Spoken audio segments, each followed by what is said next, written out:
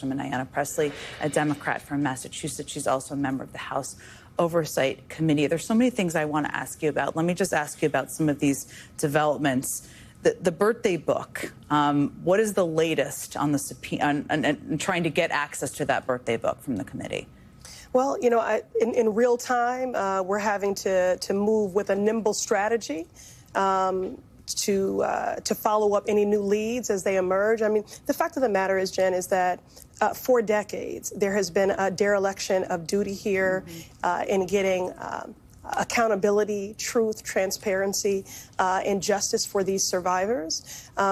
These powerful abusers have been protected by institutions that are more concerned with protecting predators than centering survivors. And that's what I want to really focus on here, because I fear that we've lost the plot, that people have gotten so caught up in what they perceive to be the political gamesmanship and sport of this, that they are losing sight of the survivors. And I do want to take a moment just to thank Maria Farmer for her courage and her bravery. And it is infuriating that for this many decades she has been failed by so many because of these ongoing efforts to obstruct the truth, and also because people were so derelict. And it seems there was a conspiratorial sort of active cover-up here to obstruct and to protect powerful people. There were even more victims. So it is really essential and that we have the full Epstein files released. So I joined Ranking Member Garcia, Congresswoman Summer Lee, ranker for our subcommittee, in a decisive vote to a motion for the subpoena for the Epstein files, full redacting the victims' names. Today, Ranking Member Garcia sent a letter to Chairman Comer saying, without delay, transmit this subpoena to the Department of Justice. And then, you know, the role, we're doing our job in oversight. You know, this is our obligation, but it is the Department of Justice's responsibility to ensure full compliance.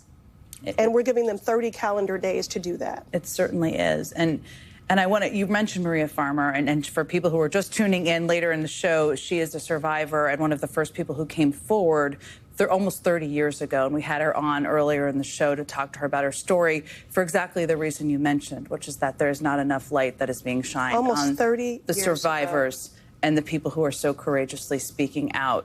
Let me ask you, because you are a survivor yourself, and you have been speaking out, and you've been involved in speaking out for survivors. You've definitely, this is a line people are not all walking perfectly, even people who are well-intentioned. What do you want people to understand about what people who have survived, who have been victimized, whether through this or any other scenario, as they're reading these newspaper articles, how they're consuming it and how it's impacting them? First, I think it's important to contextualize that this smart, effective strategy by Ranking Member Garcia and Congresswoman Summer Lee yesterday was happening within the context of a subcommittee hearing on the trafficking of children. And so this hearing was chosen specifically to call out the hypocrisy of Republicans in shielding abusers instead of protecting and centering survivors.